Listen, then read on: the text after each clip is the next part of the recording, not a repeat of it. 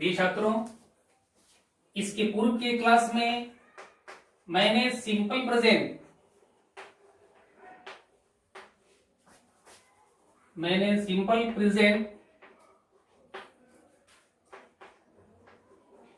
Tense के बारे में थोड़ी चर्चा की थी और मैंने ये बताया भी था कि सिंपल प्रेजेंट में हम वर्ब के पहले और पांचवें फॉर्म का प्रयोग करते हैं। मैंने ये भी चर्चा कर दी हुई थी कि वर्ब के पहले और पांचवें फॉर्म का प्रयोग कब कैसे करते हैं। ये भी चर्चा कर दी थी कि वर्ब का पहला फॉर्म जो है it is always plural and verb का पांचवा फॉर्म जो है इट इज ऑलवेज सिंगुलर। अब हमें देखना है सिंपल प्रेजेंट को यदि वर्ब का पहला और पांचवा रूप प्रयोग किया गया है तो उसे हमें निगेटिव और इंट्रोगेटिव में कैसे बदलना है। अब एग्जांपल देखेंगे आप।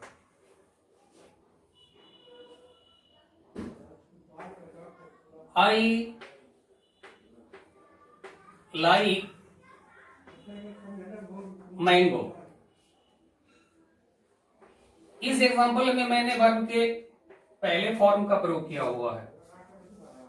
मैं ऑलरेडी ये आपको बता चुका हूं कि वर्ब के पांचवें फॉर्म का प्रयोग कब करना है। इस सेंटेंस को यदि हमें निगेटिव में बदलना है तो अब हम इसे बदलेंगे आई डू नॉट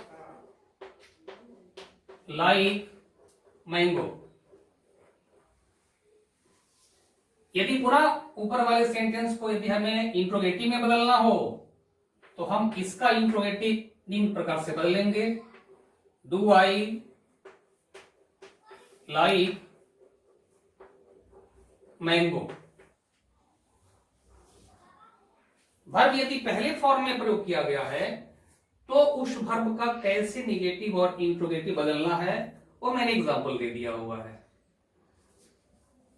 इस वाक्य में जो मैंने डू का प्रयोग किया हुआ है, जो वर्ब पहले और पांचवें फॉर्म में प्रयोग किया गया है, उसके साथ किसी ऑक्सिलरी का प्रयोग नहीं किया गया है। आपकी जानकारी के लिए बता दें हम कि यदि हम किसी भी सेंटेंस को आइदर इंट्रोगेटिव और निगेटिव में बदलने जा रहे हैं तो in that case auxiliaries are a must. Without auxiliaries we can never change the sentence either into negative और इंट्रोगेटिव। मेरा कहने का मतलब है यदि आप किसी भी सेंटेंस को इंट्रोगेटिव या निगेटिव में बदल रहे हैं तो उस हालत में ऑक्सिलरीज आवश्यक है। और सिंपल प्रेजेंट की सबसे बड़ी खूबी क्या है कि इसमें जब हम वर्ब के पहले और पांचवें फॉर्म का प्रयोग करते हैं इसमें किसी ऑक्सिलरीज का प्रयोग नहीं किया जाता है। और जब कोई वर्ब पहले फॉर्म में हो तो उसका इंट्रोगेटिव निगेटिव बनाने के लिए हमें डू का प्रयोग करना होगा। और यदि वर्ब पांचवें फॉर्म में है तो वहां डस का प्रयोग करना होगा। और साथ ही यह भी देखना है कि यदि हमने डस का प्रयोग किया हुआ है तो वर्ब का जो पांचवा फॉर्म है वह अब अपने पहले फॉर्म में चला जाएगा। इस चीज को हमें फॉलो करना है। मैंने पहला एग्जांपल दिया हुआ है जिसमें हमने वर्ब के पहले फॉर्म का प्रयोग किया हुआ है। अब अगला एग्जांपल आप देखेंगे। Mohan it's bread. यहां मैंने मोहन सिंगुलर नाउन का प्रयोग किया हुआ है। इस हिसाब से यहां वर्ब भी मैंने सिंगुलर यूज किया हुआ है क्योंकि सब्जेक्ट वर्ब कंकॉर्ड का जो सबसे महत्वपूर्ण नियम है वो ये कहता है कि if the subject of a sentence is singular verb will also be singular. If the subject of a sentence is plural verb will also be plural. But I have already told the students when we talk of singular subject it means the subject must be of third person singular। यानी मेरा कहना है कि जब हम singular subject की बात करते हैं तो वह सब्जेक्ट हमेशा ही थर्ड पर्सन का सिंगुलर होना चाहिए। Only then we can use singular verb, otherwise not। अब हम देखेंगे इस सेंटेंस को जो मैंने लिखा हुआ है कि मोहन इट्स ब्रेड, इसे हमें अगर इसे निगेटिव में बदलना है तो हम इस सेंटेंस को निगेटिव में निम्न प्रकार से बदलेंगे Mohan does not eat bread. ये आपका ये सेंटेंस निगेटिव हो गया। यदि पुनः इसी सेंटेंस को हम यदि इंट्रोगेटिव में बदलना चाहें तो अब हम डज को पहले कर देंगे। Does Mohan eat bread.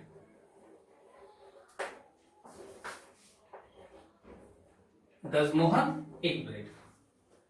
अब मैंने दो एग्जांपल दिए हैं। पहले वाले एग्जांपल में मैंने वर्ब के पहले फॉर्म का प्रयोग किया हुआ है और मैंने यहां लिखा हुआ है कि कोई भी वर्ब यदि पहले फॉर्म में हो तो और उसका अगर हम इंट्रोगेटिव या निगेटिव बदलने जा रहे हैं तो हम वहां पे डू का प्रयोग करेंगे।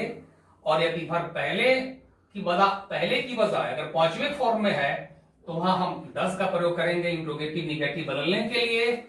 और यह वर्ब का जो पांचवा फॉर्म है फिर ये अपने पहले फॉर्म में चला जाएगा। It is always mandatory to use auxiliaries to change the sentence into either negative or interrogative.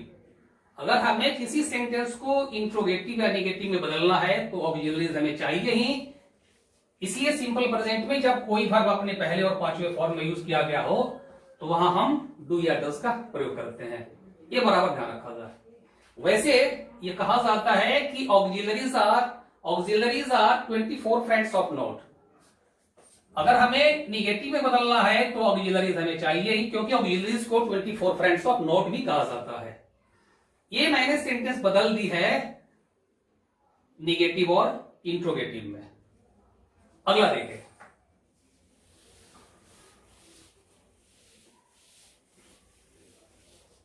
यदि कोई सेंटेंस WH क्वेश्चन से यदि आरंभ होता है तो उस हालत में आप इंट्रोगेटिव या निगेटिव कैसे बदलेंगे? अब एग्जांपल देखिए।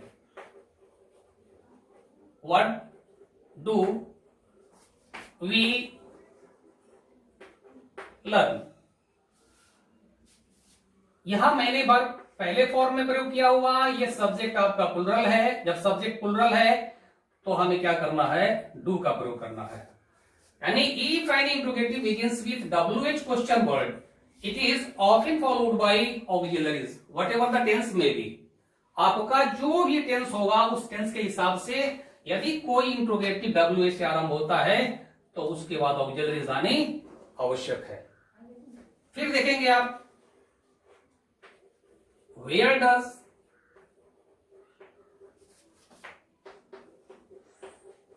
रानी लीव। यहां मैंने सब्जेक्ट के तौर पर थर्ड पर्सन सिंगुलर का प्रयोग किया हुआ है। जब सब्जेक्ट आपका थर्ड पर्सन सिंगुलर है तो मैंने यहां पे डज का प्रयोग कर दिया हुआ है और यह वर्ब अपने पहले फॉर्म में चला गया है जो मैंने यहां लिखा हुआ है। ये WH क्वेश्चन के बाद यहां पे डज का मैंने प्रयोग कर दिया। लेकिन एक बात ध्यान देने योग्य है, मैंने कह दी कि when an interrogative begins with WH question word, it is often followed by auxiliaries। मैंने often शब्द का प्रयोग किया हुआ है। इसका रीजन है कि सिंपल प्रेजेंट में हम किसी ऑक्सिलरी का प्रयोग यदि कोई सेंटेंस जो है एसर्टिव फॉर्म में है हम नहीं करते हैं। लेकिन यदि कोई इंट्रोगेटिव यदि हु से आरंभ होता है तो इसके साथ में हम ऑक्सिलरी का प्रयोग नहीं करते हैं। जैसे एग्जांपल आप देखेंगे, हु सिंग्स ए सॉन्ग, ये हम लिखेंगे। यदि हम इसी वाक्य को अगर ऐसे लिख दिए होते कि who does sing a song तो ये वाक्य गलत हो जाता। इसलिए आप ये ध्यान रखें कि जब आपका सेंटेंस सिंपल प्रेजेंट में हो तो हु के बाद किसी ऑक्सिलरी का प्रयोग नहीं करना चाहिए, गलत हो जाएगा। क्योंकि हु के प्रयोग के साथ हम पता करते हैं who is the doer. To find out who is the doer, तो उस हालत में हम सिंपल प्रेजेंट के साथ किसी ऑक्सिलरी का प्रयोग नहीं करते हैं। लेकिन यही क्वेश्चन जब हम ऑब्जेक्ट का पता करने के लिए करते तो हम वहां पे हम ऑक्सिलरी का प्रयोग कर देते। जैसे फिर देखेंगे आप,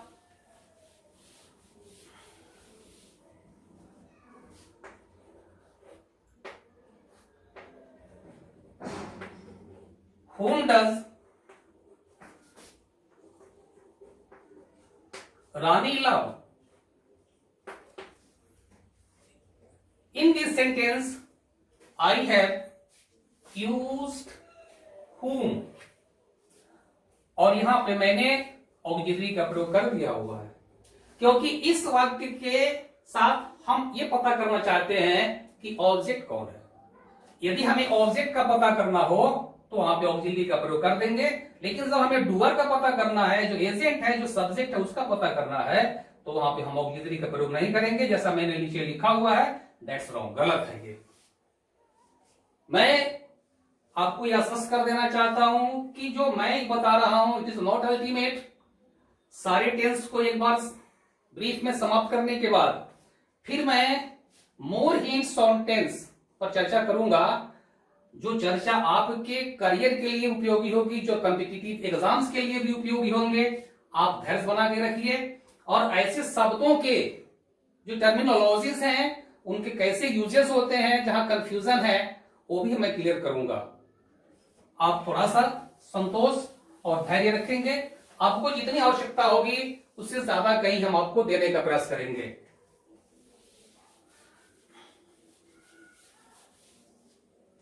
अब एक बात ये समझिए, मैंने तो वर्ब 5 और वर्ब 1 का कैसे यूज करेंगे सिंपल प्रेजेंट में वो मैंने बता दी। अब ब्रीफ में आप ये जान लीजिए कि where to use simple present, when and where to use simple present का प्रयोग कब और कहां करते हैं। Simple present is used to indicate the present habit और nature of the subject. The first one मैंने कही कि simple present is used to indicate the present habit और नेचर ऑफ द सब्जेक्ट। आप एग्जांपल देखेंगे, माई फादर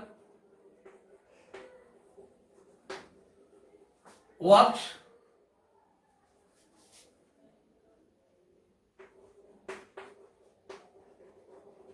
5 kilometers डेली। इस वाक्य में मैंने पिताजी के आदत को इंडिकेट किया है कि मेरे पिताजी की आदत जो है वो 5 किलोमीटर प्रतिदिन टहलने की है। Next, I take a glass of milk at bed time. मेरी आदत है सोने के समय 1 गिलास दूध पीना।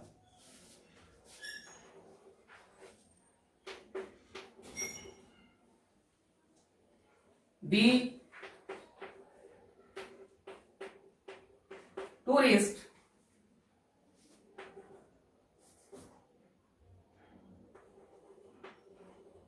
uses his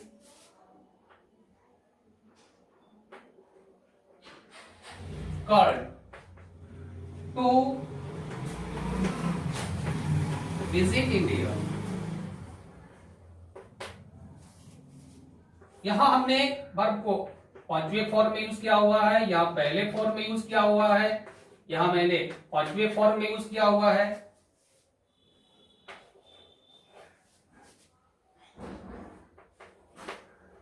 C rises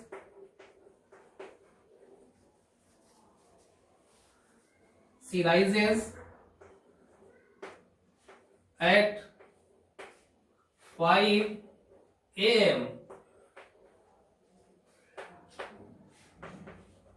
in the morning।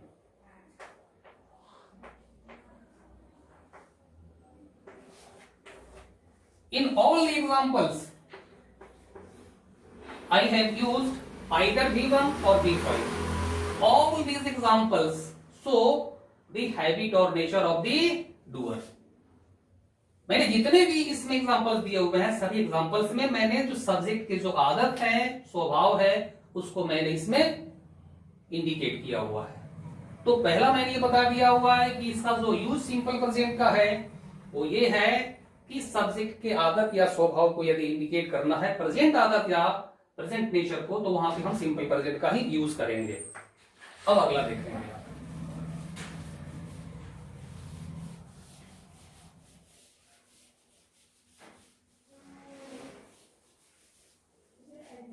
Simple present का प्रयोग हम यूनिवर्सल ट्रूथ या इटर्नल ट्रूथ के लिए या हैबिचुअल फैक्ट के लिए भी करते हैं।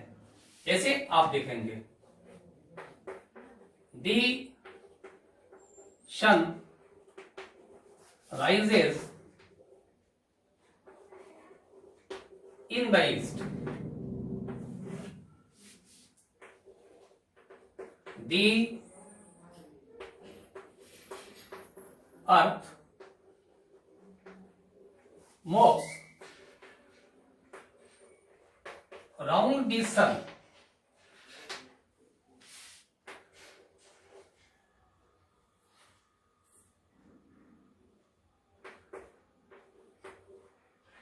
the Ganga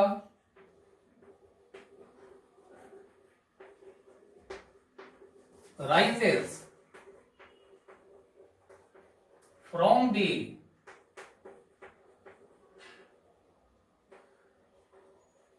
Himalayas,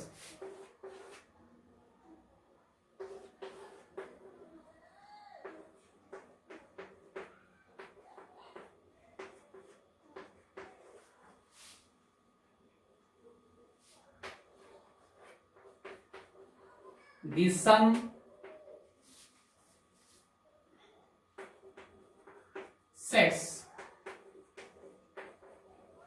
in the west,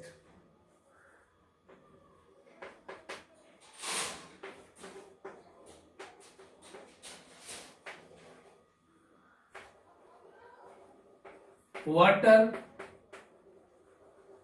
boils at 100 degree.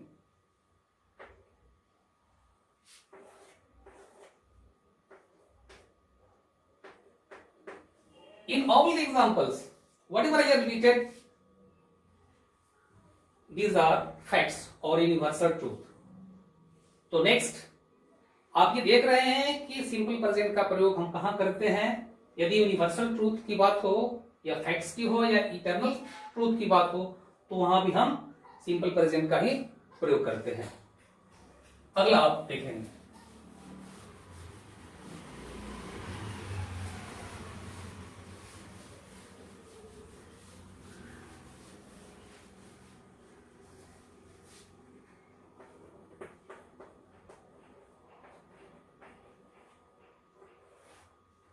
अब मैंने वर्ब बी का कुछ रूप यहां लिख दिया हुआ है। आप देखेंगे जब भी हम ये वर्ब बी लिखते हैं, verb be means is, am, are, was, were. Is, am, are is the present form of the verb and was, were is the past form of the verb. ये जैसे ही हम वर्ब भी बोलते हैं तो हमें 5 ऑक्सिलरीज का ये संकेत मिल जाता है। और मैंने बता दिया आपको कि इज, एम, आर जो है ये प्रेजेंट फॉर्म है और वाज, वर जो है ये past form of the verb है। अब आप देखेंगे, अब मैंने यहां पे डूडल्स के नीचे में इज, एम, आर का भी प्रयोग कर दिया हुआ है। ऐसे बहुतेरे छात्र हैं जो इस भ्रम में पड़े हुए हैं या उनको ये भ्रम होती है कि इज, एम, आर का प्रयोग जो है सिंपल प्रेजेंट में नहीं करते हैं। उनकी ये धारणा है, वो ये समझ लेते हैं कि जैसे ही वो इज, एम, आर का प्रयोग देखते हैं वो धड़ल्ले से बोल देते हैं ये प्रेजेंट का कंटिन्यूअस हो गया। लेकिन नहीं, आप ये जान लें कि जब भी ये वर्ब बी का जो प्रेजेंट फॉर्म है जिसको मैंने यहां लिखा हुआ है, इसके बाद किसी भी वर्ब को यदि रखना है तो या तो वह तीसरे फॉर्म में रखा जा सकता है या फिर चौथे फॉर्म में रखा जा सकता है। यानी इसके अलावा आप किसी अन्य फॉर्म में किसी वर्ब को नहीं रख सकते हैं जब वर्ब बी का प्रयोग किया गया हो प्रेजेंट फॉर्म का। वर्ब बी के बाद यदि तीसरे फॉर्म का प्रयोग मैंने किया हुआ है, तीसरे फॉर्म का मतलब हो गया past participle form of the verb, और वर्ब के चौथे फॉर्म का मतलब हो गया present participle form of the verb. तो इन दोनों का ही प्रयोग हम इसके बाद कर सकते हैं इज एम आर के बाद। यदि हम वर्ब के तीसरे फॉर्म का प्रयोग किए हुए हैं तो it means the sentence is in its passive structure and it is of simple present.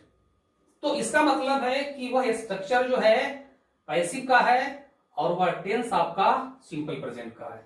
लेकिन जैसे ही इज एम आर जो present form of the verb है बी का, यदि उसके बाद हम यदि चौथे फॉर्म का प्रयोग करते हैं तो इसका मतलब है कि यह प्रेजेंट का कंटिन्यूअस हो गया। तो इन दोनों में से किसी भी फॉर्म का प्रयोग यदि इज एम आर के बाद नहीं किया गया है तो undoubtedly it is of simple present and it is used to indicate a state or situation, facts as well, feelings, thought and existence in the present। ये हम तब करते हैं, यानी इसका प्रयोग जब हम करेंगे तो मैंने अभी चर्चा कर दी। जैसे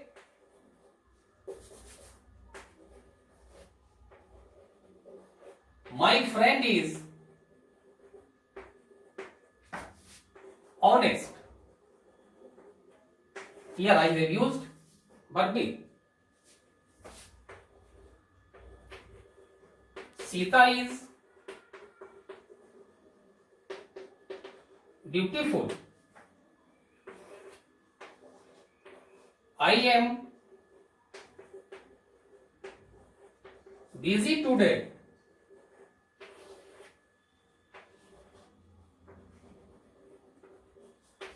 milk is white,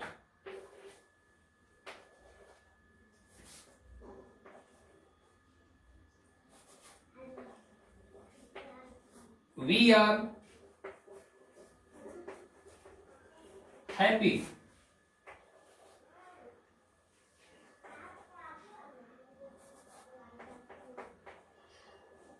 Hari is mad। All these examples show present situation or state, feeling, condition, here it's fact। Now I am giving more examples to confirm you the use of verb be in simple present।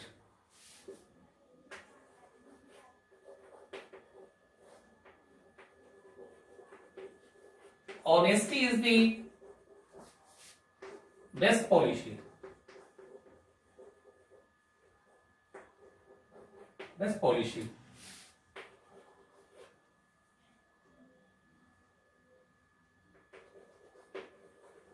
Mohan is a bit nutty,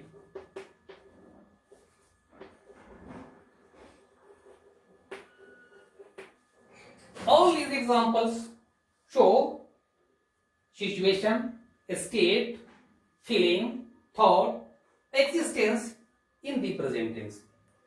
Now you are well aware the use of present form of verb be in simple present।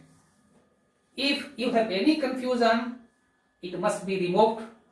तो इसे आप दूर कर ले। यदि आपको कोई भी अगर भ्रम की स्थिति है तो आप इसे दूर कर लें।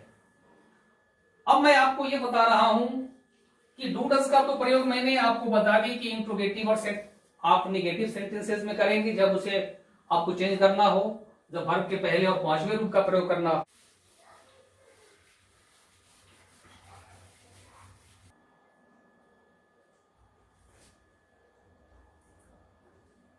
Dear students, I will talk about the use of do does in my next video, in my next class। Since I have already told you कि where to use do does in my next class, I will mention the use of do does to make a sentence emphatic। Thank you।